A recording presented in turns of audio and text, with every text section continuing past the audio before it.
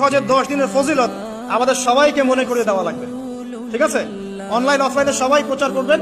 এই 10 দিন নেক আমলের জন্য একটা উৎসবের উপহার আল্লাহর পক্ষ থেকে। এই 10টা দিন যেন আমরা আল্লাহর পক্ষ থেকে এই উপহারকে কাজে লাগাই, বেশি বেশি নেক আমল করি, পরকালকে গুছিয়ে নেই।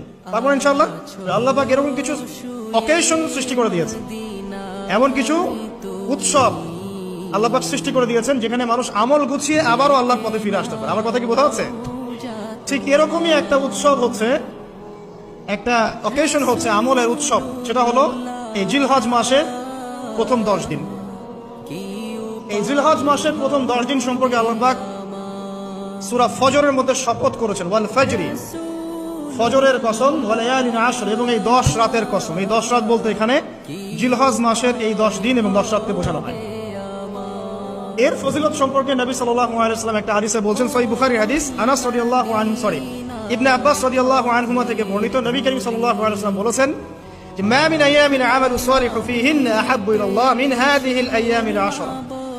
আল্লাহ পাকের কাছে এই 10 দিন অর্থাৎ জিলহজ মাসের প্রথম 10 দিনের নেক আমল যত বেশি প্রিয়, আল্লাহর কাছে জিলহজ মাসের প্রথম 10 দিনের নেক আমল যত বেশি প্রিয়, অন্য কোনো আমল এত বেশি প্রিয় না।